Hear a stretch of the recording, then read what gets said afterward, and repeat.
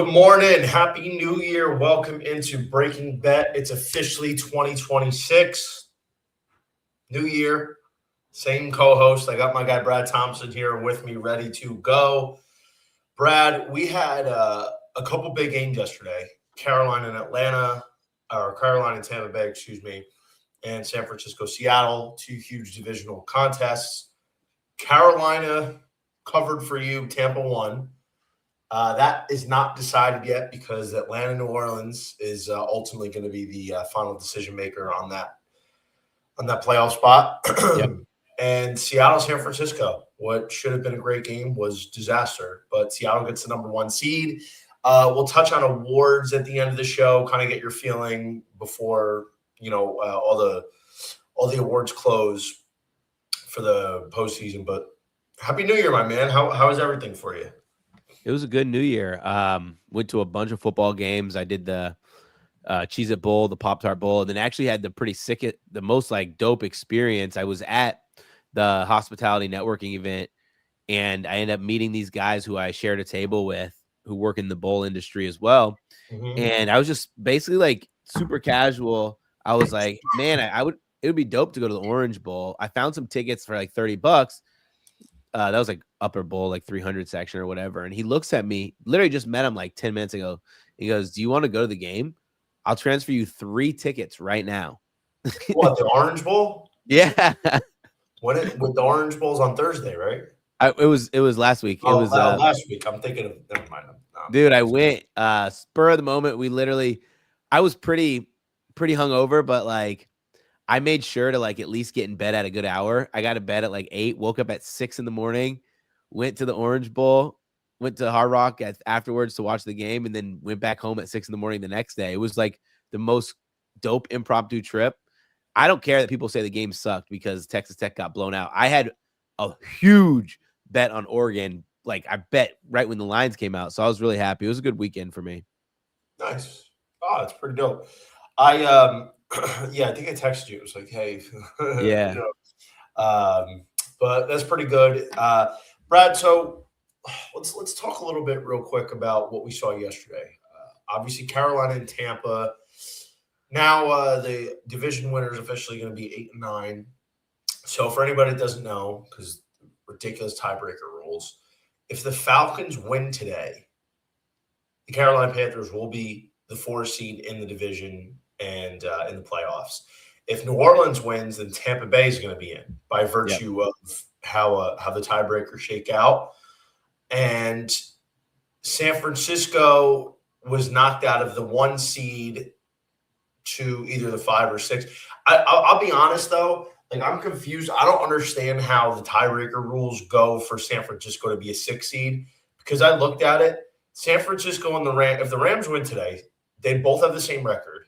Yeah. They both have the same divisional record, but the 49ers obviously have the better conference record and they split head to head. So it didn't make sense to me either, but it's weird that if the Falcons win today, that the Panthers get the bye, them get the berth, that it's. Yeah, Seattle's the 1 seed. We'll give a little preview at that towards the end of the show here. But let's get rolling for the Sunday games. The last Sunday of the regular season, we got some games that don't mean anything. That it's a little bit harder to handicap. There's a handful that actually have an impact. One game that has a lot of impact is New Orleans at Atlanta, but not for these 2 teams. It's for Carolina and Tampa. So the Falcons are a 3.5-point favorite at home. Short week after a shocking win against the Rams on Monday. No Chris Olave. Of course, yeah. Chris Olave couldn't sit last week against. So I'm not trying to go off on a tangent here, but I went against Chris Olave in the finals last week. I lost. And then Brock Purdy decides, you know what? Johnny V's going against me this week. I'm going to fucking put up a 50 mean on him. Puts up 50. So Olave and Purdy either do nothing or not playing this week. What kind of chances do you give the Saints without Chris Olave today at Atlanta? I probably give them a 30% chance. A Okay. lot of Saints players are going to be out, and this is an Atlanta team that seems to be peaking, and they seem to really care about the rest of the season. Like very rarely do you have teams that kind of underperformed and they close out as strong as they have. And that's basically That was what, Carolina last year. yeah. And the Falcons have a good team, right? If they can get their pass rush going, it's good. And their offense is good enough with Bijan. He can single-handedly carry. But Tyler Shuck has been a very good quarterback. Not going to win Offensive Rookie of the Year, but if there's anybody to single-handedly bring their team over the top, it will be him. Okay. Look, man, I think Atlanta's going to end up winning this game. I don't have much in the way of betting the spread here. I'm really in just on the Bijan props. Nothing other than I have Bijan touchdown 80 yards in a parlay. Other than that, I probably don't have much. I'm not looking at London. Drake London's obviously not healthy. Yeah, he might not even play. Shoot. He probably won't even play. There's not really many pass catchers outside of Juwan Johnson. Atlanta's been great against tight end that I'd even want to look at. So this is really a rough game for props outside of Bijan Robinson. Maybe you get a little frisky and throw Tyler Shuck anytime Tutty in there. But this is a tough game. This game itself probably isn't that great. It obviously has a lot of impact. So I think in realistic fashion, it's just Bijan or pass in this contest. Another game Cleveland, Cincinnati has no impact anywhere. The Bengals offense, we got Joe Burrow back. It started to look a lot better. 7.5 too big here. Myles Garrett going for the sack record today. Some stuff in the works here for this one. All right, so there's so many games where I'm like, do I dive in and do I bet, right? How hard are these teams going to try? What is their motivation going to be? I just think that this is one of those games where if you're telling me to lay -7.5 for the Bengals, you're smoking something. But I also don't want to trust the Browns. But the Browns can be disruptive, right? They have a really good pass rush against a still very weak offensive line. So, man, this game was wild. It's moved up to 9.5 now, right? And yeah, it just makes bro. Oh, it just moved up to 8.5. So I honestly put these banners up, no joke, less than 20 minutes ago. Dude, yeah, it's all these lines are moving like crazy. And I've been trying so hard to keep up with who's in and who's out. And there's new players coming in and out every minute. This morning, and it's not this game, but this morning I was sitting on my phone. Then they announced Nico Collins out. It's you have to be by your phone. So I don't know what caused the movement of 2 points, 1.5 points. But I just can't bet the Browns, man. I cannot bet the Browns. See, Myles Garrett gets a sack record today. He's minus almost 300 to get a sack, so it's not even. Yeah, I think he does. I think he gets it. Side note in this game, maybe the market hasn't caught up to it. Why is Carson Schwarzenegger still a minus 2,000 favorite for Rookie of the Year? And Nick Emmanwori is 850. Carson Schwarzenegger has a really good year, bro. He had 156 total tackles, 2.5 sacks, 2 picks. But Nick Emmanwori has been a big difference maker on a great defense. It's a number 1 seed. Yeah. I'm not as well versed on the college guys from last year, and I've watched a lot of Seattle, and every time I watch Seattle, which is a lot, I'm always seeing Nick Emmanwori flash across the screen. It jumps off the page. And Carson Schwarzenegger's had a great year. I have nothing against him, but why would Nick Emmanwori not be a shorter second favorite? Dude, am I bugging or is this wrong? Schwarzenegger's done, by the way. He's not playing today. He's on injured reserve. Yeah, man. I don't know. It's just I feel like they want to give this to a linebacker, D lineman more than they want to give it to a corner. You think of the corners that have won it in the past, right? Sauce was that 3 years ago.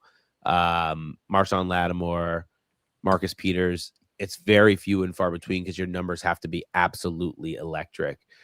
Also, like, you think about a lot of these corners that win it, they generally stand out so much on their team as the sole factor of they're the 100% lockdown. And I just think Emer Warrior is just not getting enough pub, right? It's a media award. You're not talked about enough. They're not going to give it to you. And this is like a really bad thing, but well, the interesting thing is Nick Emmanwori and Carson Schwesinger, they have the same amount of sacks this year. Schwesinger's actually got more picks than that's Emmanwori, hilarious. isn't it? I mean, he's a D lineman. He's a front seven guy, so he's got a 13 stops. And listen, like I said, I'm not picking on Schwesinger. He's had a great year. He's impactful and everything. It's just I feel like, you know, his numbers aren't like splashing to be a minus 2,000 favorite. Yeah. Like, I think there's a chance Emmanwori wins. I'm not saying he will, but I feel like it should be a little bit tighter. Am I wrong for thinking that? Man, I don't know, dude. I just feel like when the only name I've heard, right? It's like, I don't know, dude. This is one that I don't want to get into. At like minus 550, I don't want to fade that money. What minus 550? What are you talking about? The Carson Schwesinger is minus 550 on DK. He's minus 2,000 on FanDuel. Oh, wow. What's Emer Warrior on FanDuel? Where were you? What have you been listening to the last 5 minutes? I've been listening, but I wasn't listening to the prices because they're in front of my face because I was looking at DK prices. Dude, he's 850 on FanDuel. Oh, okay. That's a lot different.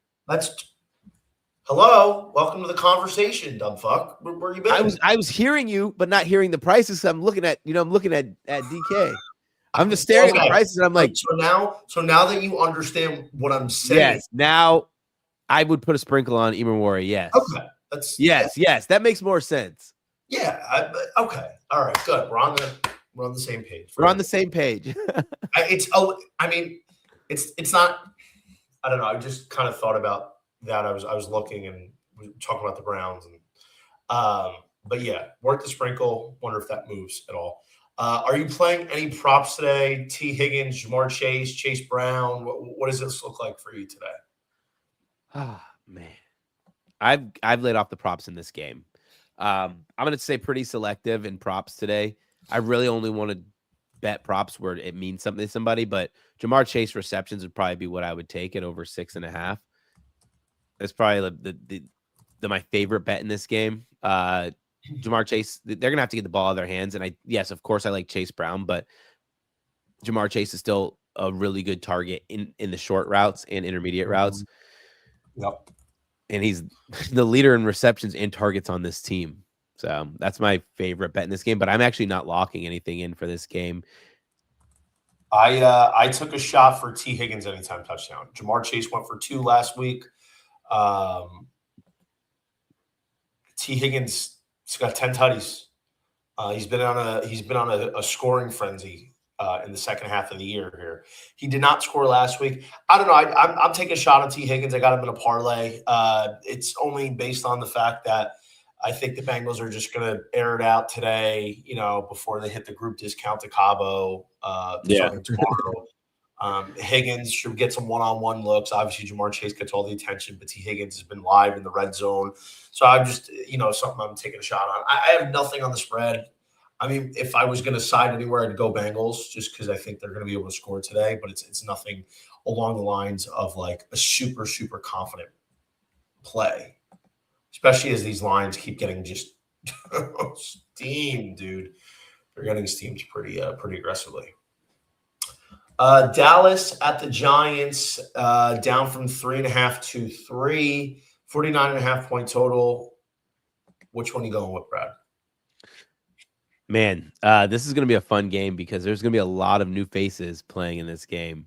Dallas has already said their running backs aren't going to play. They're not healthy. Most of the teams who are sitting out players are the unhealthy ones. So Javonte Williams, Malik Davis out, bring in Jaden Blue. But outside of that, they should be playing just about everyone. I think that the Cowboys win and cover. I think they win and cover with margin here because, at the end of the day, the seating or the not seating, I guess that's what I say, the draft pick selection or where you're at in the draft is much more important to the New York Giants than it is to the Dallas Cowboys. So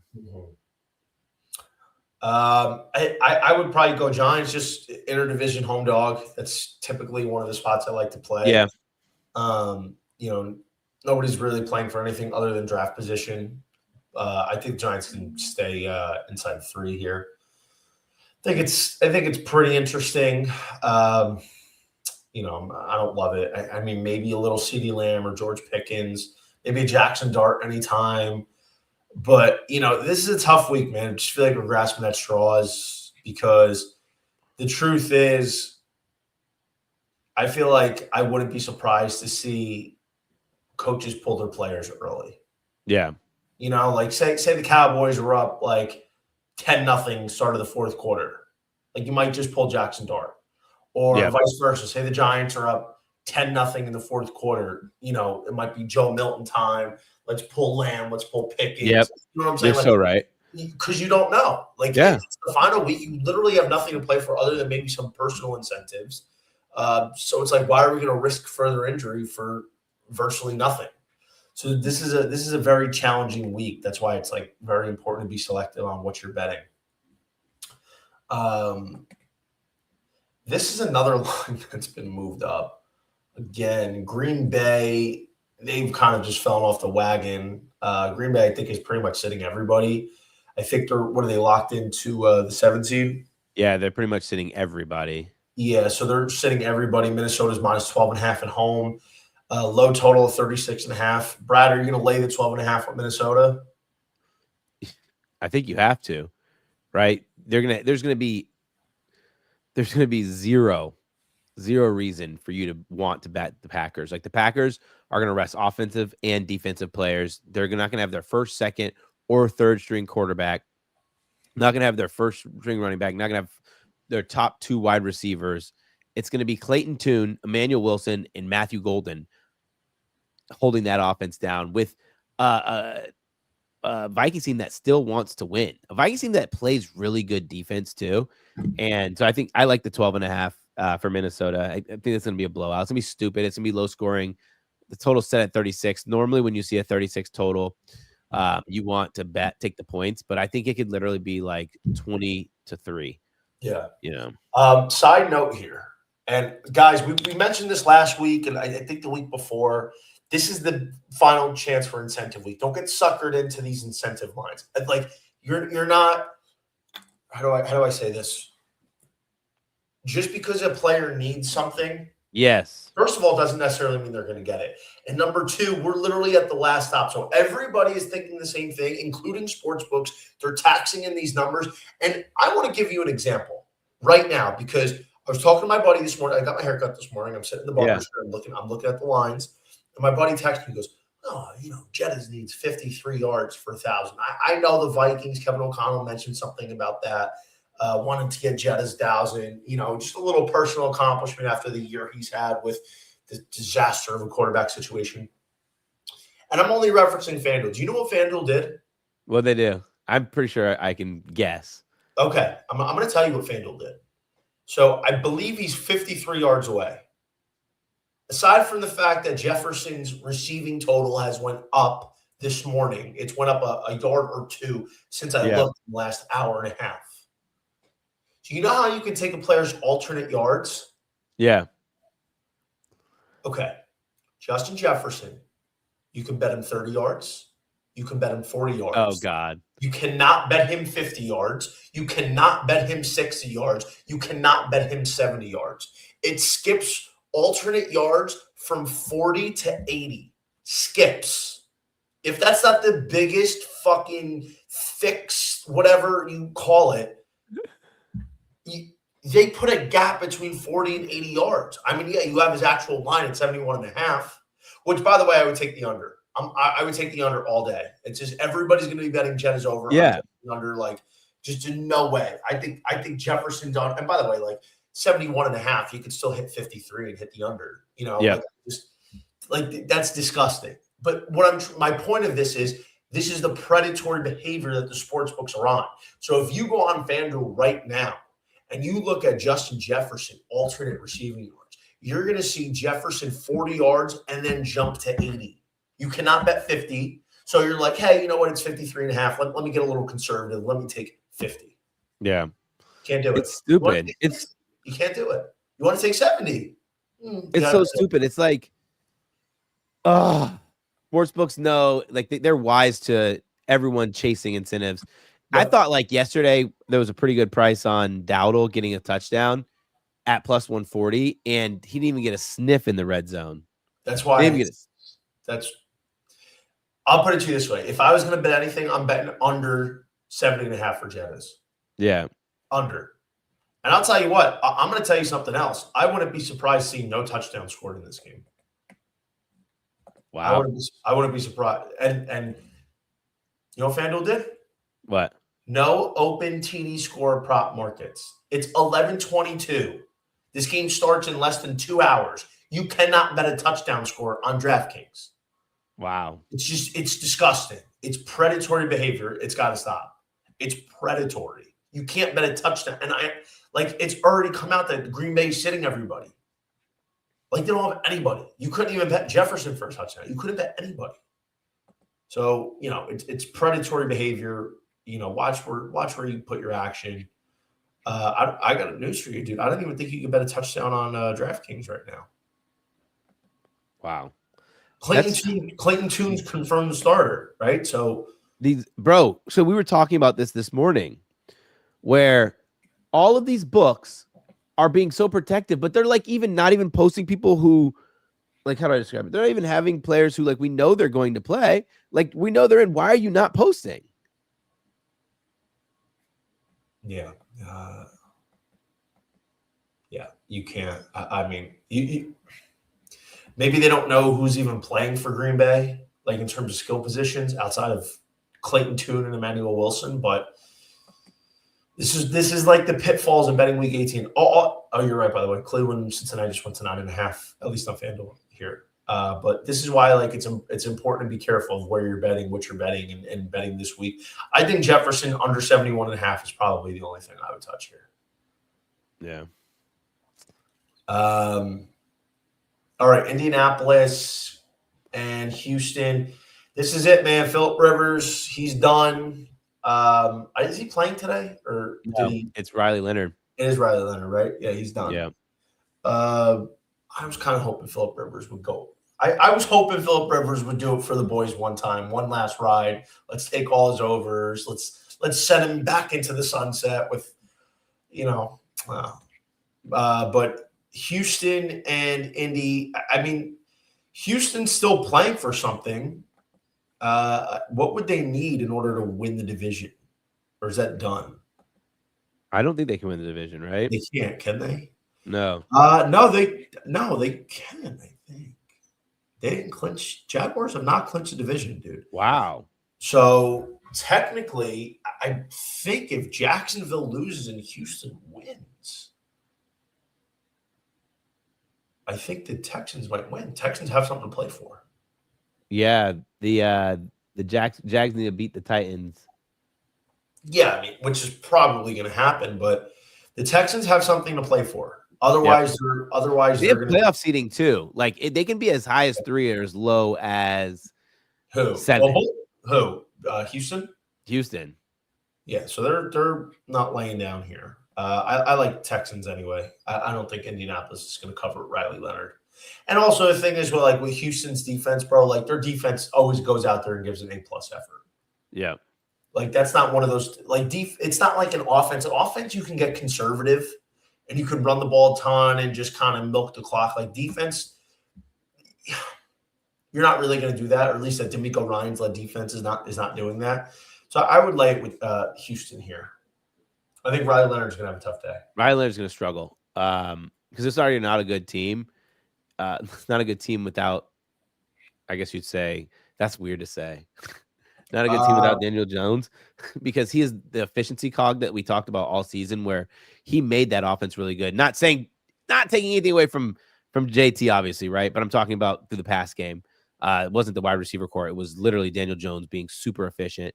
Now you can just stack the box and say, you're going to beat me, Riley Leonard. So I like the 9.5. This defense is so legit. Phillip Rivers was smart and able to check the ball down a lot, and it helped them. Yeah. Riley Leonard, I don't think is going to be as smart, and I don't think he's going to be just quick Mr. Checkdown either. So, I like touchdown props. Probably Higgins. I think Jaden Higgins is interesting. I like Jaden Higgins is really interesting. 2-1. Christian Kirk's not bad at 260. Obviously, I'd be more likely to play Higgins. And I think Houston defense plus 750 is interesting. I think the Texans are live to score today. Get a Riley Leonard trying to throw an out route and underthrows it, and Stingley jumps it, pick six to the crib, like, that sort of thing. Houston defense, I think, is honestly pretty fairly priced to score at plus 750, considering who they're playing quarterback. Plus 750, that's funny. It's funny, but I think, honestly, it's fairly priced. Yeah. Otherwise, is Jonathan Taylor playing today? Let me see. I have they don't have his lines out. This is the tough part. He's still in that for now. But it's like you don't know how much he's going to play. Like you don't know how much he's going to play. Like he might play one quarter, one half, and then they pull him. Like you're not getting anything. You're not gaining anything. He's not fighting for an offensive player of the year anymore. Like there's, you know what I mean? Like there's very little incentive for him to be out there pushing it full go. I think the Texans are. I'm not going to be honest, dude. I might take the Texans. I don't think Indianapolis is scoring more than 10 points today, unless their defense scores. Yeah, no, not a chance. Not with Riley Leonard under center. You want to get you want to get gross? Yeah, what? Texans minus 9.5, under 38.5. Jaden Higgins. Like 35-3 win. it's honestly, it's not even that good. It's not even 10-1. Texans minus 9.5, under 38.5. Higgins anytime. It's not even 10-1. We could do Houston defense anytime. So it's 27-1. That's actually hilarious. Watch that hit too. We're gonna be like, dude, we didn't play. I know. Okay, the other game that's obviously impactful is Tennessee, Jacksonville. Dude, I'm pretty sure Jacksonville can get any of the above. Jacksonville is live. Let me check. Jacksonville can be anywhere from the number 1 seed to the 7 seed. Yeah. So as it stands right now, the Jags are the 3 seed. They're a 13.5 point favorite at home to Tennessee.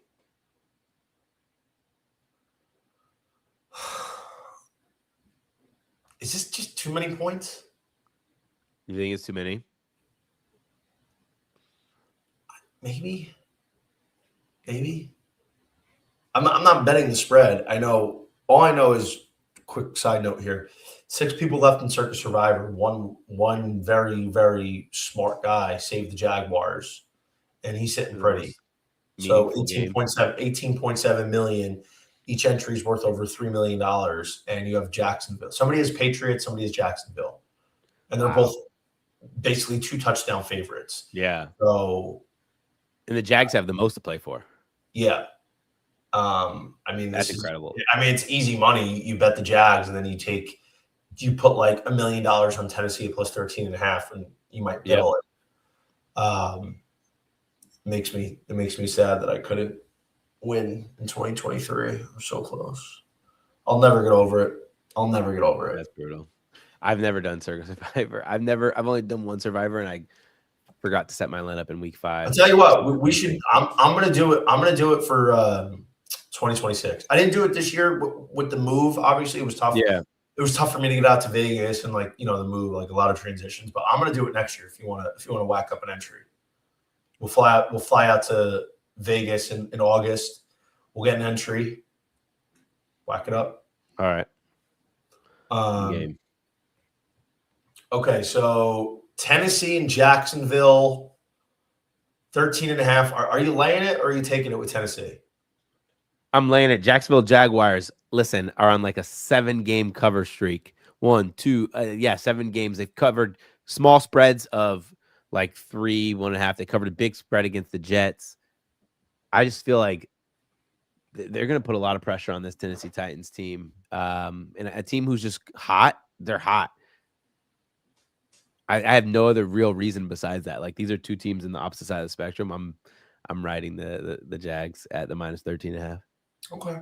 I'm probably not. I don't really have enough of an opinion that I'm dying to bet it.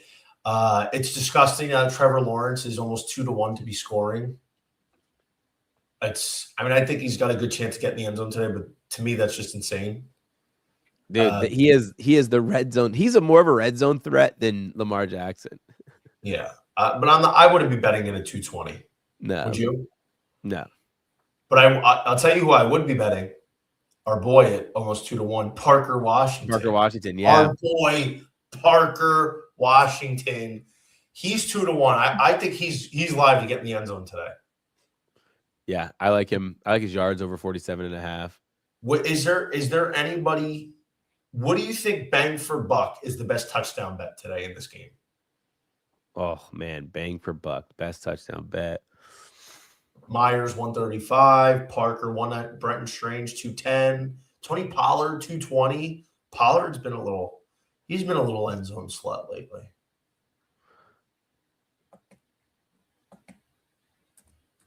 Man, I hate these touchdown score prices. I mean, I guess you'd probably say Trevor Lawrence is best bang for buck, dude. They're 4 yards out. They're gonna spread everybody out.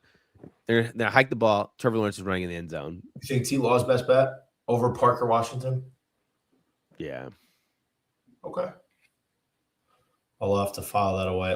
We're gonna make our parlay late. We're gonna make our parlay at the end of the show, I should say, and we'll come up with something. Atlanta's up to 4.5 now. This is approaching Royal Mint territory. And as you know, the New Orleans Saints have been a wagon in the Royal Mint spot. So just keep an eye on it. Keep an eye on it. Dude. It's almost Royal Mint territory. Oh. Come on, we need it for our Bucks, dude. We do, big time. Nobody wants to see the Panthers in the playoffs. Raiders, Chiefs, 4.5. It's Raiders or pass for me, interdivision, home dog spot again. I have nothing in this game. I don't even want to talk about it. Do you? No, we can pass. Wait, let's just acknowledge the Kansas City Chiefs literally have everyone out, right? Everyone is resting. Like, you're gonna have the most maybe wait, actually, let's talk about this for 2 seconds. I want to see what this price is. I'm just gonna look at this price. All right, let's see. Michael Mayer would be the only guy that I'd probably look at today. Where are the Kansas City Chiefs? I don't even think they have touchdown scorer props. Damn, they don't even have Brashard Smith listed. Lame. Michael Mayer would be the only guy I take today to score at plus 380. I'd take Brashard if it was like plus 250, but so stupid. They don't have Brashard Smith? No, I didn't see it. And then that's an incentive game too, a funny incentive game because what's his name needs like 40 yards or 50 yards for his incentive. Hollywood. It's like, God dang, he is gonna be the only wide receiver.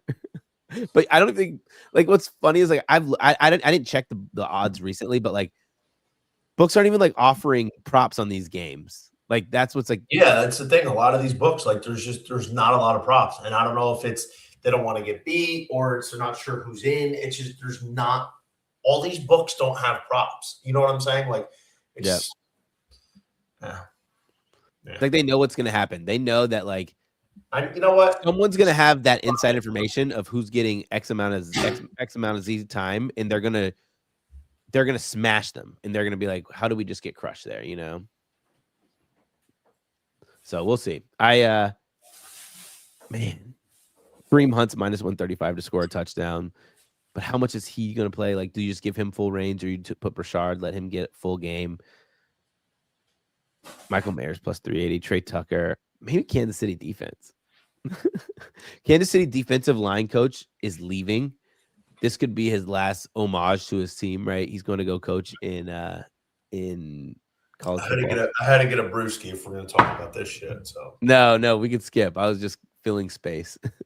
okay, F this game. Lions, Bears. Chicago has a lot to play for. They're currently the 2 seed, and I think if you're the Bears, you want to be the 2 seed because you'd be hosting Green Bay. Whereas if you fall to the 3 seed, you're probably going to play the Rams or the Niners. This is another game that's seen heavy action for the the favorite there. Bears already now in some places testing 4.5. They're still 3.5 on FanDuel right now, tipping the 4 here shortly. It's just so don't funny. forget, it's still 425. Of course, the NFL waits until week 18 to have like 7 425 starts. Like, come on, bro. Dude. Like, I like the 425 starts.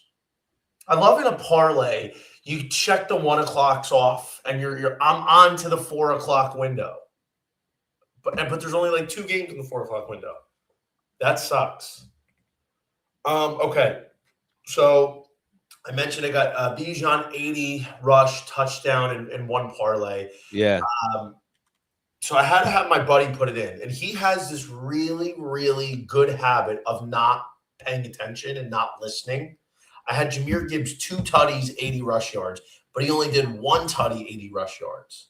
Now, obviously, 1 touchdown, 80 yards is a lot more feasible than 2, but I don't know. I feel like this is a game where they could go nuts. So I have Jahmyr Gibbs having a solid day here.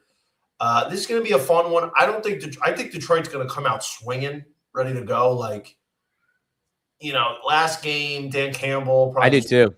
I don't think Detroit's going to lay down for this game at all. I think they're getting up. They're looking to put a beating on Chicago going into the playoffs. A little frustration. So I think everybody on the line is a full go today.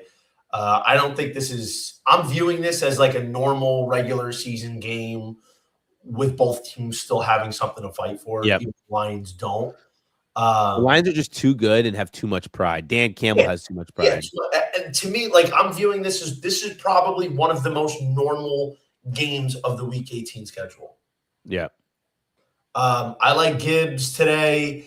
I'm not trying to chase it, but it's actually funny. I saw somebody say this.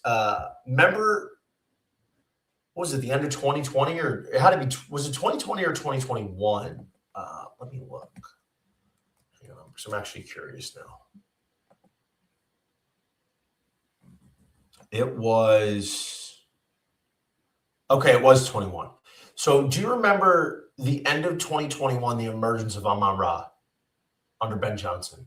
Like, Amon-Ra, the last 4 or 5 weeks, whatever, like, started going nuts. And everyone's like, oh, okay, like, I'm going to pay attention for this guy next year. Before the true breakout happened in 22, the first big season he had.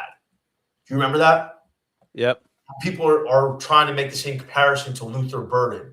Luther Burden went nuts last week at San Francisco. Went nuts. So now, is this the same thing where Luther Burden is setting the table for a monster 2026? And, like, this is his last game of the regular season. People going in on him. Like, what's your thoughts on the Luther Burden situation for next year? And for today, I guess. Oh, my God. I think he's the real deal. I thought he was the real deal in college, too. And now they're finally getting able to use him. For today, I think he can have a good game. I just think he's the kind of player where you want to get the ball in his hands. He had some question marks coming out of college in terms of draft stock, right? Draft profile. But I think as a baller, he's absolutely a baller, right? Like, are we going to get Rome playing? No Rome. That means Luther goes off again. I think Rome Daddy's out again. Yeah, I think Luther goes off again. Dude, the Lions defense has been so stupid. And like, what's tough about them too is they haven't been able to sustain drives. And it's just made their defense like much more exhausted too. Like, I mean, I got to be honest, dude. I think we could put together a little same gamer just for this one alone. Like, I'm probably looking at Luther Burden 80 yards and a touchdown today. I might give that a shot. Honestly, Let's go Luther Burden, Hundy Peace, and a Todd. Maybe we go Jamison Williams, a nice 80 piece and a Todd. Amon Ra's sick. He's been. I think he's going to play, but I think he's been battling an illness. Oh, Let's knee have the injury? speedsters go off. Luther Burden, anytime Todd. Hundy Peace, JMO, anytime Todd. 80 piece. Yeah. Parlay that shit. Let's go. Let's do it. 20. It's just under 20, over 26-1. Yeah, this is a good game, man. I think Luther Burden's live. I think Jamison Williams live. I like Jahmyr Gibbs today. I think if I probably had to side with anything, I might side with the Lions with the points. Just remember something. Just because you need something doesn't mean you get it. Like, for instance, just because the Bears need to win to lock up the 2 seed doesn't mean they will. Dude, that's so true. It's like, and I feel like a lot of people forget that. Like, needing something doesn't make you automatically successfully do it. And like, that's the biggest misnomer in sports. Is like, oh, this team needs a win. So the other team's not just going to let them waltz out there. They might have a little extra motivation, but I'm glad you said that because I feel like this time of year is when everyone's like, they need. Who cares? Like, need is not going to do crap, man. You need. The Lions aren't the team that just because you need it, they're going to be like, yeah. Oh, they need a win. Hey, we should just lay down on the field. They need a win. Yeah. I don't think that's going to happen. Anything on Caleb Williams pass yards? 235.5. I don't. Maybe. Oh, I don't know, Jim. No, this team's gonna want to run, man. Detroit's run defense has been good, but all season, but over the last few weeks, it's kind of come down. I mean, but Caleb's been ripping it the last few weeks. He has. I mean, can't ignore that. 240, 250, 330. I mean, San Francisco's defense is disgustingly bad right now. Yeah. I mean, you can go Caleb. I'll be honest, I didn't even look at the player incentives for today, like all the sheets, because I don't even want that to like influence what I'm doing. If anything, a lot of these player incentives, I'd be looking to take their unders, like on yards or whatever, like, or if somebody needs a touchdown, I'm not going to bet you can't bet 2-way pretty much anywhere. If somebody needs the yards, I'm going to bet the under. Like I'm literally fading every incentive. Yeah, like it's not like Tampa Bay. It's some teams like Tampa Bay last year at Mike Evans to get 1,000 yards will do that. But not every team's like, when you need the incentive, especially if the game's coming first. Like just because you're on a bad team and your season's over, not every team is going to push for your individual incentive. Yep. As shitty as it sounds, it's true. Not every quarterback's going to be locking in on his receiver for his individual incentive. It sounds crazy, but it's true. That's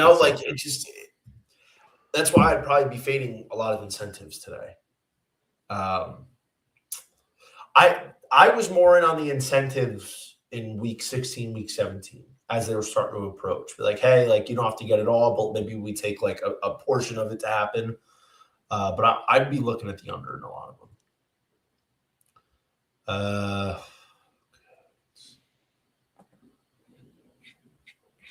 So you're on Lions with the spread? Yeah, I'm on Lions. Think the Bears win? Yeah, I think Bears win. Lions cover. Same. I agree. Chargers, Broncos. This is actually moved up to 14.5. People are hitting the shit out of Denver. I'm not dying to bet this game. I might bet the under here. The truth is this, like Denver, I don't know who the Chargers are sitting. I know Justin Herbert's not playing into the Trey Lance game, but I haven't looked like who is the Chargers sitting today other than Herbert? I have it right here. Los Angeles Chargers are sitting just Herbert and Amarian Hampton. Okay. Amarian Hampton, Herbert. Is Kamani Vidal out? No, he's playing. Is he? I don't know if he's healthy. So Um, he's available. Let's put it that yeah. way. He's available. I gotta be honest. I don't know if I'd be taking Denver minus 14.5. No. I think I'd be taking the Chargers here because the Chargers defense is still pretty solid.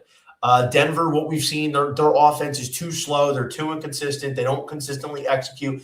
And their defense, let's be honest, like it's been good this year, but their defense is not as good this year as it was last year. They have these drives where like they can't get off the field, they can't make the big play. Like they're like, and I'm nitpicking. I'm nitpicking because if we look at it, Denver's been probably a top 5 defense this year. Yep. But I don't think it's been dominant, if that makes sense. No, that makes sense. Their offense is just too inconsistent. I think 14.5 is too big of a number. I think the under's in play at 37.5. I'm not rushing to the window to bet it. I'd probably be looking at 14.5. I don't love the Chargers props. Like, do you feel anything by way of a Trey Lance rushing today? 31.5. I mean, that's probably like a solid bet. But God, yeah, I think I like it. What? Trey Lance, like that's probably where I would go. I wouldn't go too much in like taking any other props. Trey Lance is gonna Justin Herbert runs, right? Justin Herbert, when things break down, has the green light to go ahead and run. But this game is like I just want to stay away from it, right? Yeah. Like Denver's still playing for something. Denver wins. They're the 1 seed. They got home field advantage. Yeah. But I got to be honest. I think Denver could keep this very vanilla. Yeah. They're 14.5-point favorite. Like, I don't think they're going to come out guns blazing showing these exotic concepts and these exotic looks. I think this could be a very vanilla game plan. And a lot of times with Denver, when it's a very vanilla game plan, they're not pushing to step on your throats. Yep. So I just think 14.5 is, especially in a game that's got a total of 37.5. That's a big number. Very big number. If Trey Lance is halfway decent, the Chargers could score 14 points today. And you know what's going to be really sad? If the Chargers score first, they're going to slow this game down so fast. And then if the Chargers score first, then 14.5 becomes 21.5. Yeah, like good luck. Yeah, I would take the Chargers. I think honestly the Chargers are a solid look in the teaser too. Getting them at 20.5. Yeah. And if they don't cover, they don't cover. So be it. But I think 14.5 is too many points, especially for a team like Denver that just very inconsistent. All right, Miami at New England. Dude, talking about a jump. I have the Patriots minus 11.5 at a parlay from this morning. I get back in front of my computer. It's 13.5. People are betting the shit out of the Pats. Devon Achane's out. I think New England's going to play hard in this one. I don't think this is anything like Chargers Broncos. I have New England covering today, a big number. Yeah, I bet the Patriots minus 10.5 at the beginning of the week, and over 27.5 for their team total. Mm-hmm. It's going to be no Devon Achane's already enough for me to be off of that, right? Like he's explosive. Waddle's probably going to be out of there, and then the Patriots don't want to end their season losing to the Dolphins. I think they're be coming out guns a blazing. When Vrabel said the Patriots are going to play players who are healthy, that seemed like everybody except 2 players on that offense. Mm-hmm. Will Campbell, I think they're going to get Will Campbell a little bit of a run. Like, I don't know exactly how many snaps he's going to get, but I think they want him to get, after being out, want him to get like a little bit of playing time. But just execution-wise, this team executes so much. And then how can you, if you're the Dolphins, how can you come into this game not patting yourselves on the back all week? You beat the Bucks. You basically were like, we proved that we can win with a rookie quarterback, right? We proved that he could be our quarterback of future if we don't take one in the draft. Mm-hmm. Now you come into this, you're looking for that Cancun, that Bahamas vacation. It's a really tough Patriots team. Groupon discount to Cabo. Yeah. I think Miami's had it, man. I think New England's gonna win by 3 touchdowns today. I do too. I have this one being a bad one. Like, listen, also the thing is, this is something that's important. It's a small detail that's important to know. And the NFL did this on purpose, definitely. The Chargers, the Broncos, and the Pats play at the same time. So the Patriots might be watching the Broncos score on the sideline, but the Patriots have to take care of business Yeah. in case the Broncos In fall case. flat. I mean, it's unlikely, but the Patriots could theoretically still get the 1 seed. So they have to play hard. Like, I mean, listen, maybe if the Broncos somehow are up like 21 points going to the fourth quarter, New England will take their foot off the gas. But I think they're going to still be playing for like they're getting the 1 seed. So I think it's full go. I don't really have many props here. Maybe Ramondre, but I don't know. I also think this could be a little bit more of a vanilla game plan. All right, Washington at Philly. Again, this is implications. Pretty much if you're playing in the 1 o'clock window today, you don't have many implications. Yeah. Not necessary. Not for every team. But you really don't have much in terms of implications. Washington and Philly, though. Philly, man, Philly can be the 2 seed by the end of the day. Chicago's got a tough matchup against the Lions. Now the Philly is playing Washington for the 2. This is the 2 seed potentially. But Philly has everyone out, bro. Who?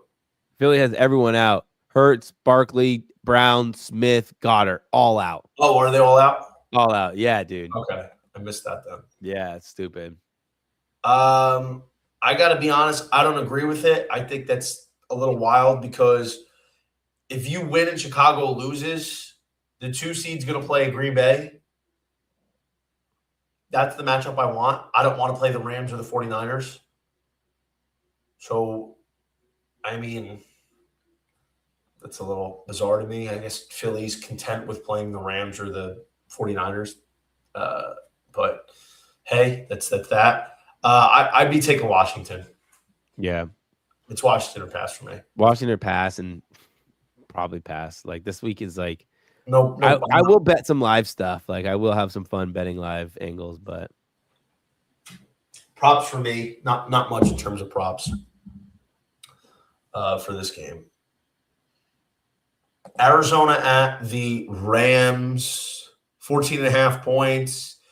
Rams have something to play for. They win. They're the 5 seed, which I don't understand how that works.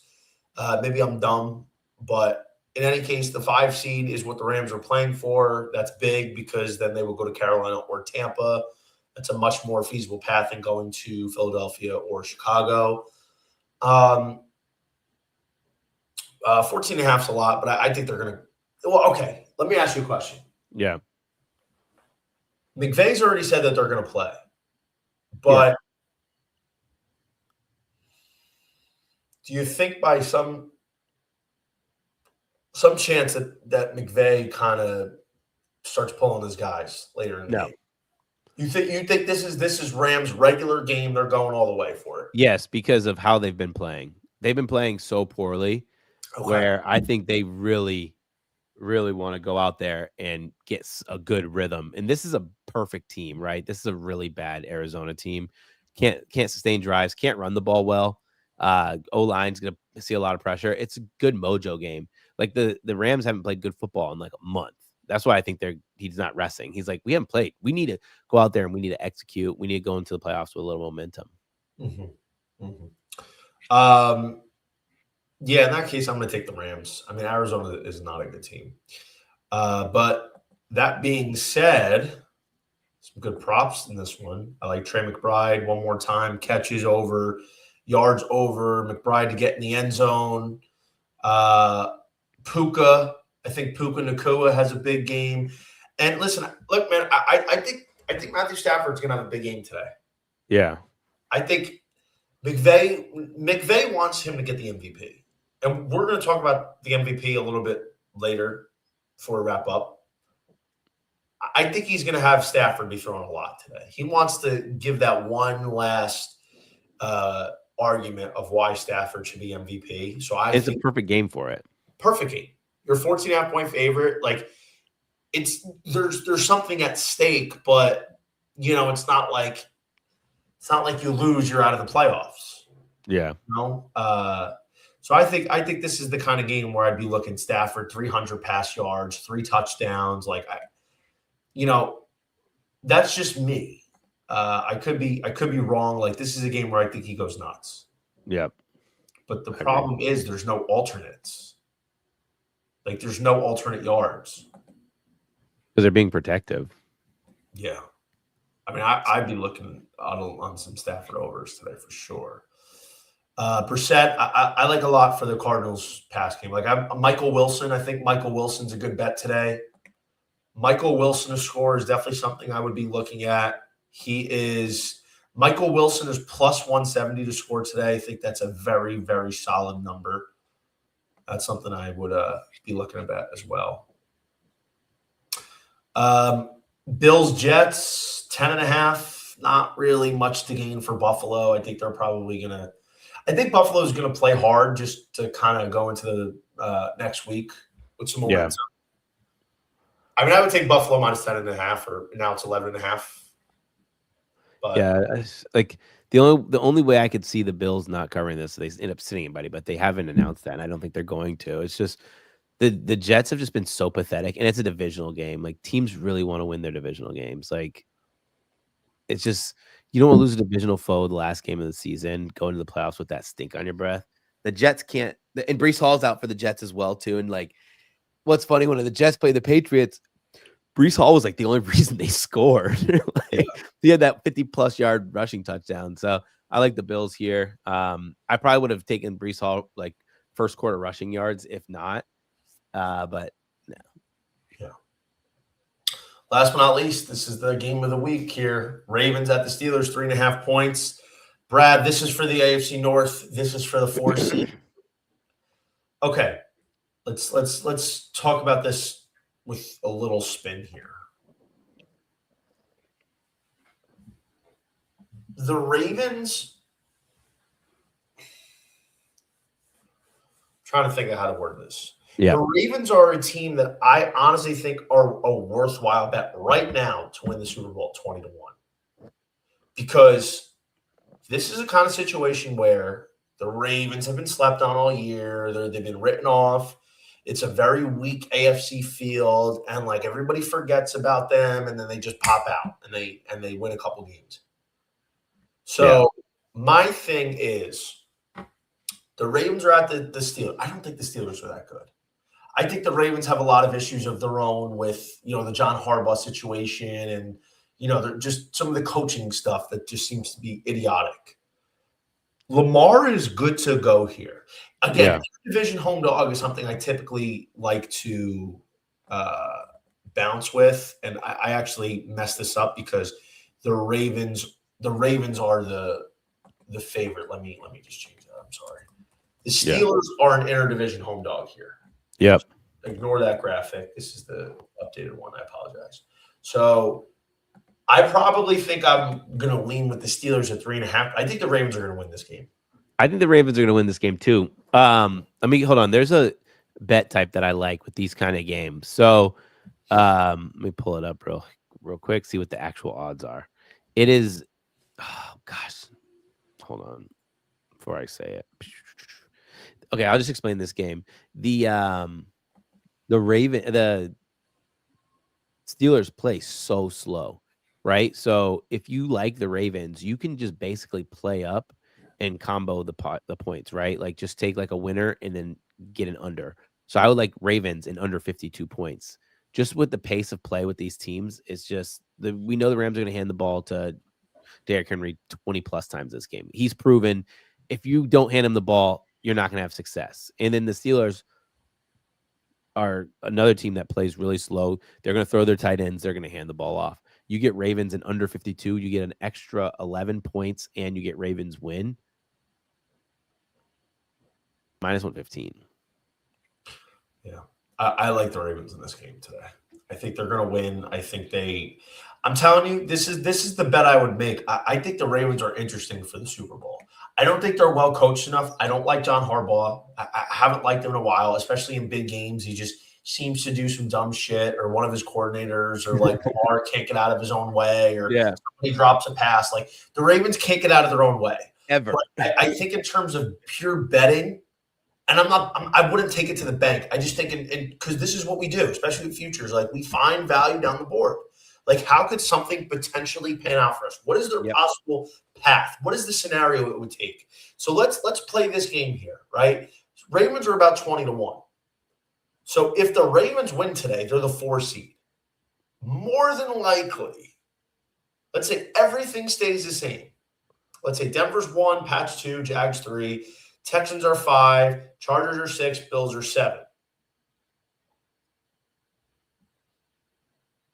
Well, actually, no, because Chargers are probably going to lose. So Chargers will fall to 7, Bills will go up to 6. Texans, let's say Texans are 5. So then the Texans would go to Baltimore next week. That's a tough game for sure. The Texans defense is really good. It travels, but I don't buy the Texans in the playoffs. I think if the Ravens are playing their game, they're going to be able to beat the Texans. The Ravens demolished the Texans last year. Not much change with the Texans defense from last year to this year. Yep. It's pretty much the same thing. So I think the Ravens could win that game. Then the Pats would be the 2 seed facing the 7 seed. That'd be the Chargers. I think the Pats are going to win that game. So then Denver advances to the next week. The Pats advance the next week. The Ravens advance the next week. Then the 3 and 6 would be the Jags, Bills. I have the Bills winning. I would have the Bills winning that game. I think the Bills will go to Jacksonville and win. So then you'd have Denver playing the 6th seed, the lowest seed, which would be the Bills. Yep. And then you'd have the you would have the Pats and the Ravens. And I got news for you. I think the Ravens could go to Foxborough and beat the Pats. The only reason that the Patriots beat the Ravens a couple weeks ago is because Lamar got hurt. They were down 11 points in the 4th quarter. So then you beat that game, and then, listen, you're beating the winner of Denver or Buffalo. It's not an easy path, but it's winnable. It's doable. Winnable, yeah. We're not sitting here saying, oh, yeah, they have a layup. They don't. It's a tough path, but it's winnable. Yep. So, I mean, the Ravens are fixable. The Ravens' mistakes aren't because of personnel. That's like you just need to get hot and peak at the right time. Like the Giants, the Eli Manning Giants, right? They were a team that didn't have good talent. They just didn't play good all season, and they peaked at the right time and won a Super Bowl. I gotta be honest. I think if you like Baltimore to win this game tonight, taking them at 20-1 to win the Super Bowl, in my opinion, is probably the way to go. Yeah. Literally what you should do. Let me ask you a question. What happens if the Ravens win tonight and they're in the playoffs? 20-1 becomes what? 12-1? 13-1? Yep. So I got to be honest, man. I think Baltimore is a solid dark horse in the AFC this year. You could literally do this. Look, and this is risk-free, bro. If the Ravens win, you put 1 unit on the Ravens money line and then put your winnings, which is about 0.54 units on them to win the Super Bowl. Yeah, but you're not now. But the problem is you're not getting the odds. You're losing the odds because the Ravens are 20-1 right now because they don't have guaranteed. No, I'm saying do it all right now. So you're only risking 1.54 units. But if you think the Ravens are going to win, I see what you're saying. Yeah. As opposed to betting a unit, right? Like you're obviously gonna get better value, but it's if you think they're going to win, it's getting the risk free. I got to be honest. I think I'm going to bet the Ravens. Lay the points. What? You think you're gonna lay the points? No, to win the Super Bowl. I'll do it. I'm gonna put a unit on Ravens money line and then put 0.54 on them to win the Super Bowl. Like, let's be honest. Let's run through the AFC here realistically. And we're not diving too much into it, but we're looking off face value, off eye test. The Denver Broncos strike you as a Super Bowl winning team? No, hell no. No. Do the New England Patriots right now strike you as a Super Bowl winning team? Maybe. I'm going to say no. I'm going to say they're a good team. They're way ahead of schedule. I personally don't think they're that good. I think they got very fortunate to play one of if not the easiest strength of schedule in the last 25 years. Yeah. They beat one team with a winning record at this point. One. Jacksonville. Super Bowl team. No. No. Hell no. Trevor Lawrence not winning Super Bowl. Not yet. No. Not yet. Not yet. LA Chargers, Super Bowl winning team. Definitely not. No. Houston Texans, Super Bowl winning team. Who knows? Because I can't trust CJ Stroud in a big game. I can't trust D'Amico Ryans in a big game either. No. Buffalo Bills, Super Bowl caliber team. Maybe, but defense sucks. Team-wise, no. No. But Josh Allen, like if it's not now for Josh Allen, when's it going to be? Like I like Josh Allen, but like Josh Allen's been better about this last few years, but he just always seems to make that stupid fucking play, like that dumb decision, like what are you doing kind of thing. Like last week against the Eagles, he was taking a 20-yard sack when he didn't have to in potential field goal range. So my point is, none of these are surefire AFC teams where I'm like, yeah, that's a Super Bowl caliber team. Obviously, one of them is going to have to go to the Super Bowl from that side. But look, man, like I don't love the Ravens. I don't think they're a great team, but I think in terms of ceiling, when they play to their ability and they realize, hey, we have one of the best running backs ever to live. Let's give him the ball 20 times and let's let our playmaking quarterback play off of that. Have our defense just be solid. It can happen. Is my point. So I personally think it's a solid look to have the Ravens at 20-1. Yeah. I thought the Niners had a good shot to win. I bet it on maybe Friday.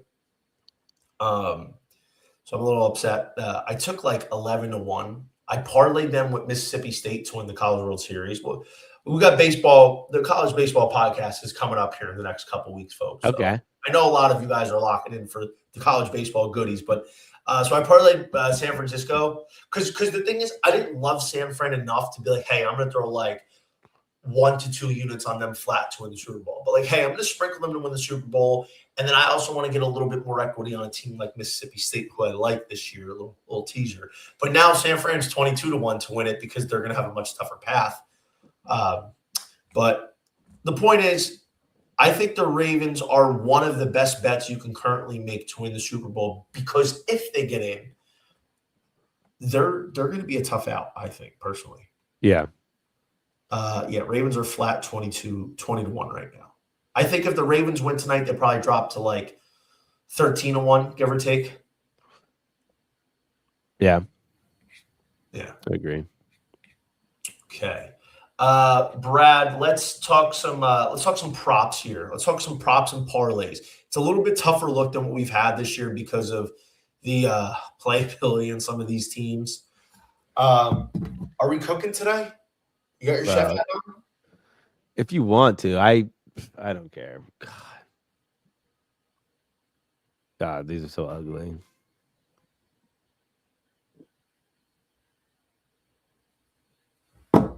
All right. So let's get dirty. You got Hard Rock up? Yeah. Well, I'll have it up in 2 seconds. Oh my God! Speaking of, while you're pulling that up, I went to the Hard Rock. I went to the guitar on Friday. Oh yeah. I've been talking like all day. Damn, we just missed each other. Yeah. Well, no, I went to the casino. Yeah, that's where I was. When'd you go? Thursday? Thursday? Yeah. I went Friday night. So I was talking like number 32 roulette. We're playing 32. We're playing 32. We're playing 32. Bro, I had like 5 or 6 spins lost. I was down to – so I had like allotted myself a certain amount of money like early in the night. And this is early. This is within the first like 45 minutes of me being there. So I'm like, all right, like I'm going to save the rest, like go play blackjack. So I threw $20 on 32. And then my buddy right before I did it was like, dude, it's not going to hit this time. I'm telling you, just pull it back. I'm like, no, it's going to hit. Bro, 30. I'm like standing over like the little wall they have watching the wheel spin. And I'm just like eyeing it up like Tony Soprano did. Like, you know, when he was doing peyote and like slowed down, that's what happened.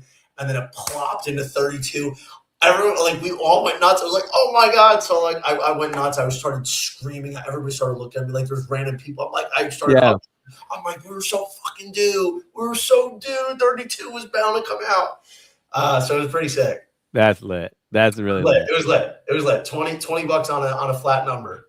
It was like That's so 700, and I think paid like 35 to 1. That's actually fun. It was pretty cool. Yeah, I had a good one. All right, do you have it up? Yeah. Okay, let's start it off nice and easy. Let's take Jet as under.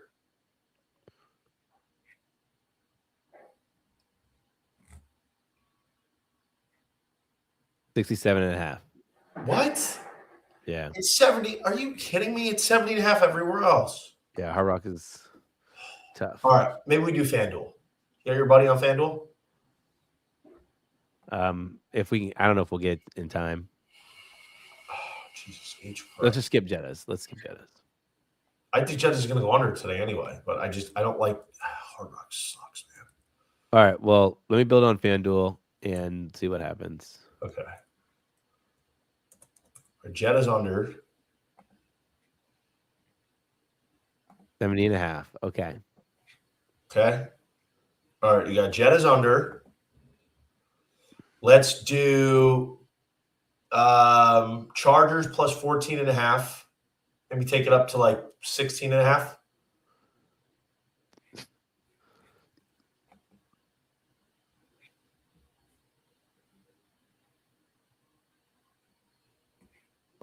Alt spread. There it is.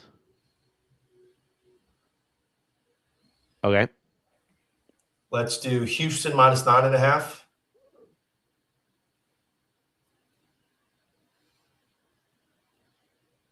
Okay. Let's do New England. You want to do New England minus Do 10.5. 10.5? Yeah. I have this like 13. So we could probably do. We'll see what alt spread we get. Hold on. Want to do 12.5? Yeah, let's do 12.5. Okay. So what's that at right now? 9 plus 959. 959. How many legs is it? 4. Bijan. What? You want to do Bijan? Try not to cross over if I don't have to. What do you mean? Like I already have Bijan in a different parlay. Oh, I get what you're saying. All right, let's do.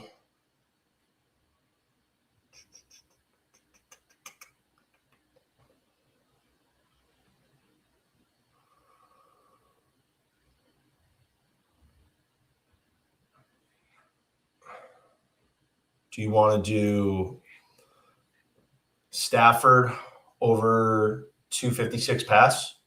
Want to do Trey McBride? What do you want to do? Oh, Michael Wilson, duh. Michael Wilson, 72.5. That or anytime Todd. I'm good with whatever. Let's do Michael Wilson. Let's see. Whoa. See, every time Marvin Harrison's out, Michael Wilson eats. This dude's putting on his bib because he's eating. Let's see. He cooked the Rams for 142 and 2 scores last time. I mean, he's literally on a 4-touchdown streak game. So we want to do touchdown?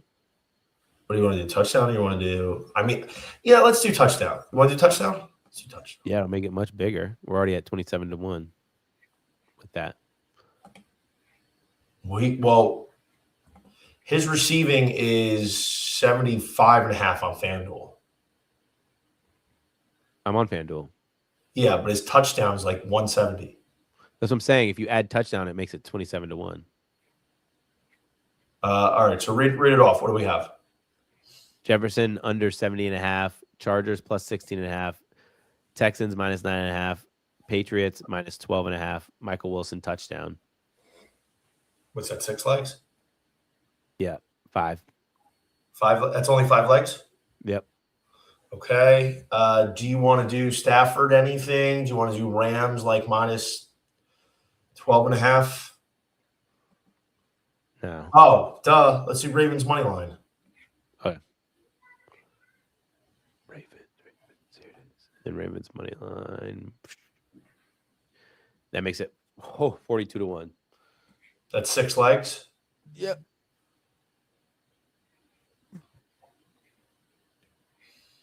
Do you want to do Lions plus 8.5? No. No. Six legs, 45-1. I think that's pretty good. Yeah. 25. Yeah, that's cool. That's what does that pay out? That's 1,100 each. Yeah, let's lock that in.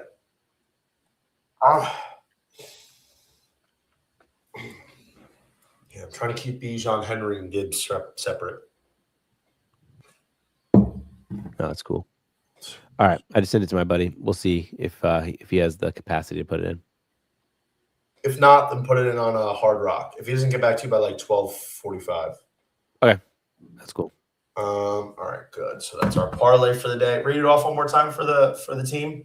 Yep, for the viewers, it is Justin Jefferson under 70.5. Los Angeles Chargers plus 16.5. Houston, Texas minus 9.5. New England Patriots minus 12.5. Michael Wilson touchdown. Baltimore Ravens money line plus 42.68. Okay. All right. Before we get out of here, I've been meaning to do this and I keep forgetting. Let's talk a little awards here.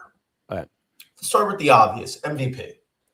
So something that I've been thinking about for a month now, when it was going to be probably pretty hard for the Rams to win the division, even after the Rams were eliminated. Stafford was still the favorite. Now, in our preseason show, you would have heard us talk about how for NFL MVP, it's almost a prerequisite for you to be the quarterback of a 1 or 2 seed. But despite that, the Stafford was not the quarterback of a 1 or 2 seed Rams, and he was still the favorite. He was still minus 200 or bigger, and that carried into before that Monday night game. And what I wanted to know was, well, if that's the prerequisite, why was he still the favorite? It was a wrong number? What was it? But regardless, would it have mattered if he wasn't a 1 or a 2 seed? Would they still have given it to him despite the fact that Drake May was going to be the 1 or 2 seed? Yeah. So now they go into Atlanta last week. He has a bad game. They lose. Why does that matter? I understand it's one of the last things you saw and it's perception, but I don't think this is a Lamar versus Brock Purdy kind of thing from a couple years ago. I don't either. I think it's two completely different cases. But I understand the market movements are based on money coming in. So Drake May swinging to a big favorite is only because people hammer Drake May. Do you, agree with the fact that Stafford should be a sizable dog now at 270? Do you agree Drake May should be MVP, or is this all wrong and is blown out of proportion? I like Stafford at that price. I think that there's some incorrectness about it with Drake May being that big of a favorite. Stafford did have a really ugly game, but I do think that's a good value on Stafford, especially Stafford has a chance to go and put another big game, right? And you think that if the Patriots get up big, they're not going to be – Drake May's not going to have a big game today. Let's just put it that way. I think Drake May's going to have a good game, not a big game, because they're just going to run the hell out of the ball late in the game. But the Rams aren't that kind of team. Like, they're not just going to run the hell out of the ball late in the game. Like, that's just not how they play.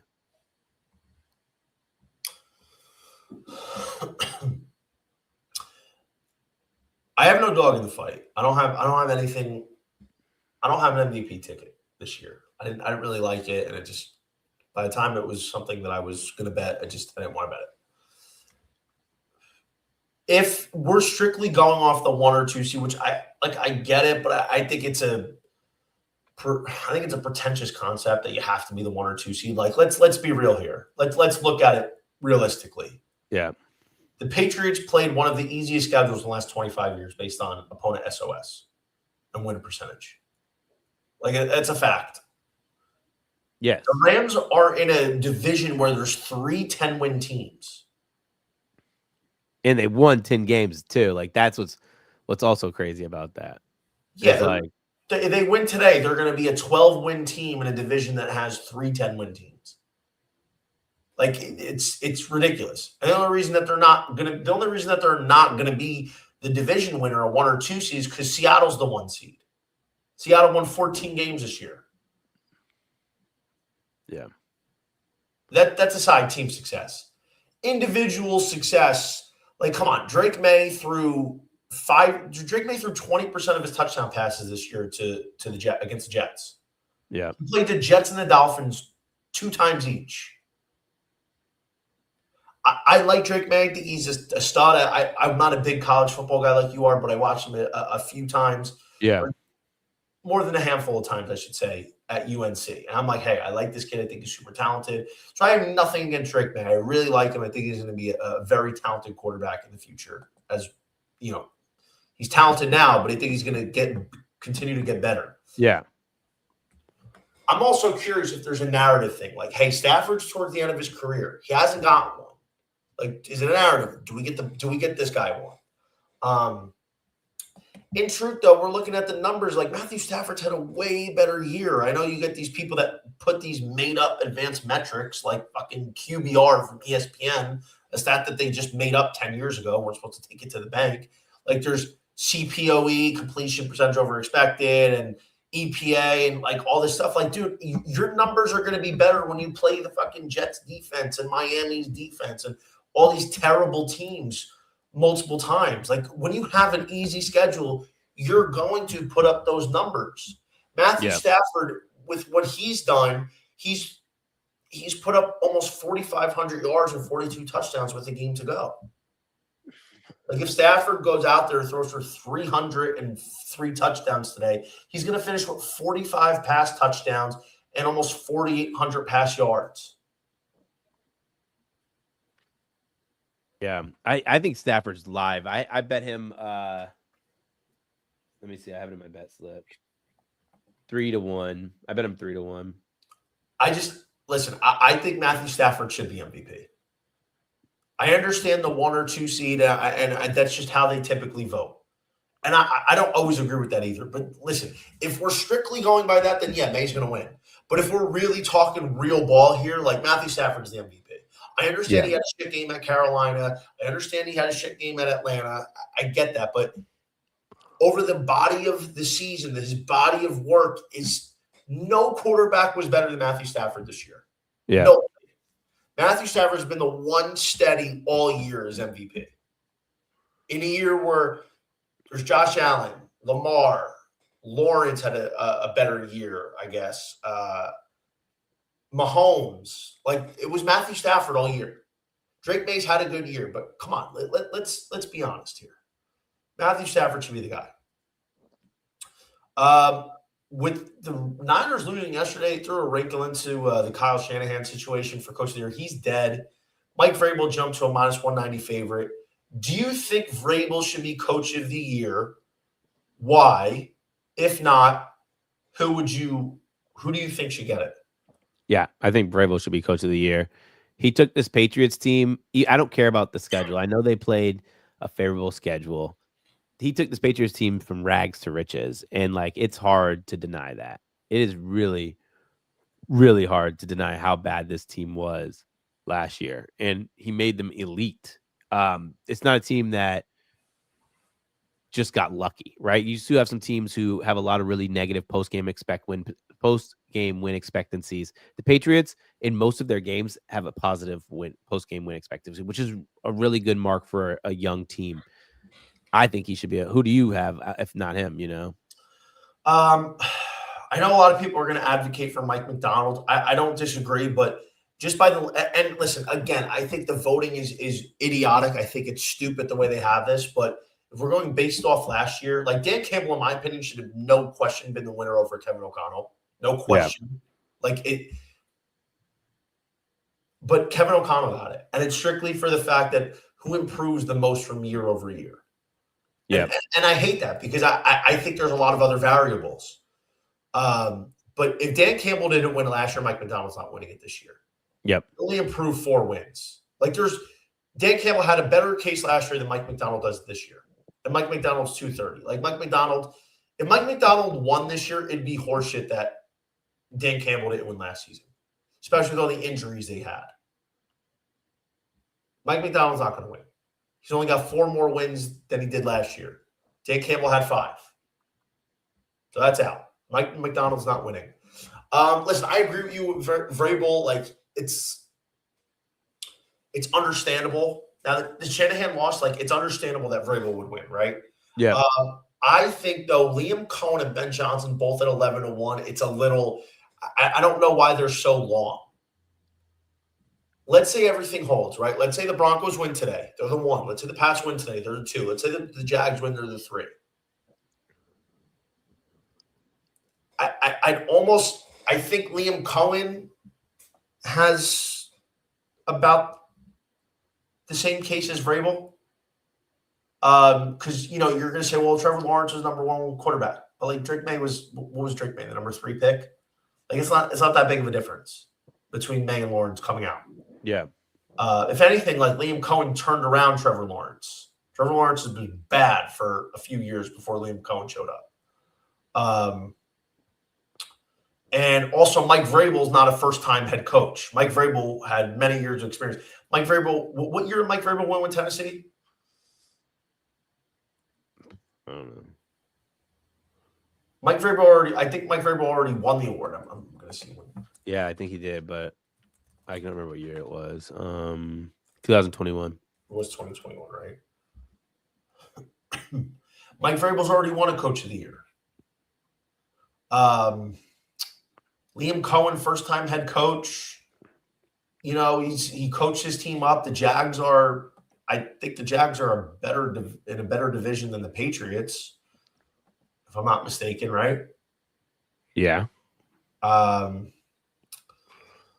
That's a case. I mean, I wonder what happens. What if the Patriots somehow lose today, which they're not going to lose, but if they somehow lost, Yeah. But I think really the biggest threat, and I don't agree with the 11-1, is Ben Johnson. I don't know why Ben Johnson's 11-1. I don't understand. I think Ben Johnson should be more where Mike McDonald is at 230, maybe shorter. Like if there was somebody I was going to bet today, it'd be Ben Johnson, because let's talk about this, right? The biggest thing is he's on the other side. He's on the other conference. Yep. So if the Bears win today, they're a 12-win team. I understand the improvement would be bigger. The Patriots could be a 14-win team. But the Bears are in a division where, as it stands right now, there's no team with a losing record.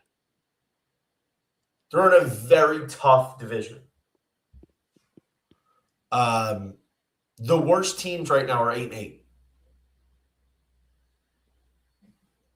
I mean, and I understand it's going to be I understand people are going, well, he's not going to have more wins this year than Vrabel did from last year, blah, blah, blah. I mean, look, I get it. I get it. But if we're really talking ball here, like the Bears were 5 wins last year, Patriots were 4. The bigger win total goes to Mike Vrabel if it's strictly off that. I mean, look, I think Vrabel right now has got a great chance to win. Yeah. Side note, my buddy's got Mike Vrabel last leg in a parlay for 40,000. So he probably watching this is like, yeah, you're an asshole. That's amazing. Yeah. I didn't actually. He like told me about it before he did it. I was going to take the parlay with him, but so he didn't have anything straight on. It goes back from baseball season. So like you obviously know college baseball is my thing. Like I love college baseball. So the big thing about college baseball is I have a huge edge on rookie of the year markets in the MLB. Yeah. Probably 95% of not just the sports books, but like bettors overall. So Nick Kurtz was a guy I really liked, and I took Nick Kurtz straight as soon as the call up came. Yeah. At 22-1 and 16-1 right before right when he got called up. And then my buddy missed a boat, and he's not a big take team straight kind of guy. Yeah. So he wanted to parlay Nick Kurtz, but at that point he was like 8-1 maybe. Yeah. And then he's like, all right, well, I'm going to parlay them with Texas Tech to win the Big 12, and then I'm going to parlay Mike Vrabel to win Coach of the Year. But, like, I didn't take it because I'm like, well, why am I going to take that? I have Nick Kurtz straight. I don't know enough about college football. And I'm just like, I don't know, Mike Vrabel 6-1 preseason. There's a lot of teams that are going to probably be good this year. So I didn't take it because it wasn't something that I felt like I needed to do. Obviously, I look like an idiot, but JSN, we agree. Agreed, JSN.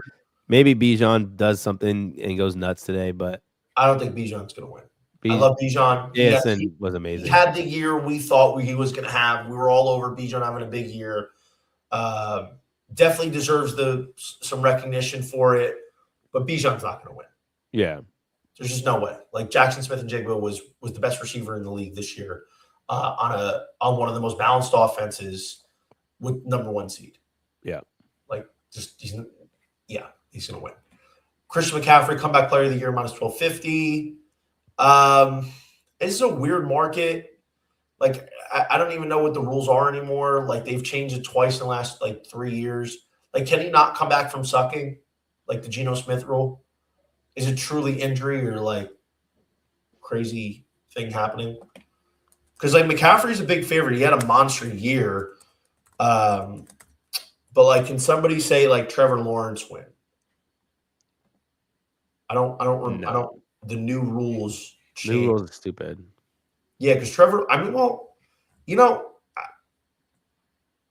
Trevor Lawrence. I think Trevor Lawrence is actually a solid bet because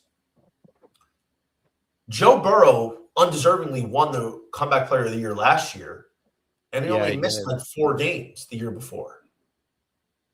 Trevor Lawrence played 10 games last year. I think Lawrence is a solid bet. I don't like this market. I think it's shitty. But I think Lawrence is pretty interesting here. He's pushing 4,000 yards, 30 touchdowns on a playoff team, top 4 seed. Lawrence, I think, is a solid bet, Brad. Yeah. I think Christian McCaffrey's a little bit overpriced here. Myles Garrett, minus 20,000. Myles Garrett's had it locked up for the last 2 months. Tet McMillan, rookie of the year, or Tyler Shuck? It's gonna be Tet. Shuck didn't do enough. Not even on a winning team. Not that the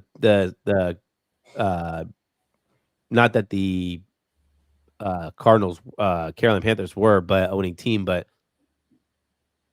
if you come on late, you have to bring your team to the championship. That's my rule. Tet McMillan's 1,000 yards.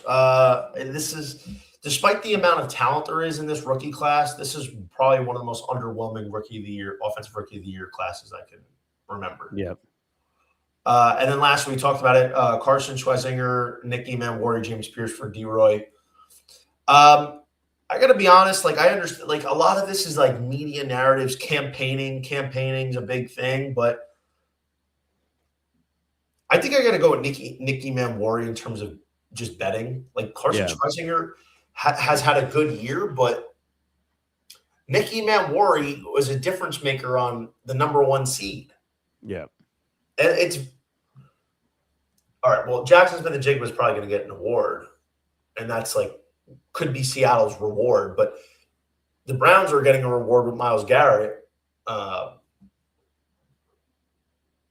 It's hard as a defensive back because you could get a lot more counting stats as a front 7 guy. Schwarzenegger's been a favorite for a while. I think Nick Eman though is a good bet, dude. 8-1 on Nick Eman. I think he actually went down a little bit. Yeah, that's a solid bet in my opinion. You think? Yeah. Yeah. Well, that's what we got here. Brad, our parlay's in. Parlay's in. You put it in. Yeah. I got to odds dropped a little to 4-1-4-4. Okay, well, we're good. Did we take his boost? Nice. No. I figured we didn't. But really appreciate it. Brad, you're the best. Let's hit this parlay today. Guys, best of luck. Enjoy this last week of the regular season because we are back next week with playoffs. That's right. Playoffs, wild card weekend is going to be a monster. Appreciate everybody locking in with us this year, this week as well. We'll see you next week. Brad, thanks, buddy. Absolutely, bro.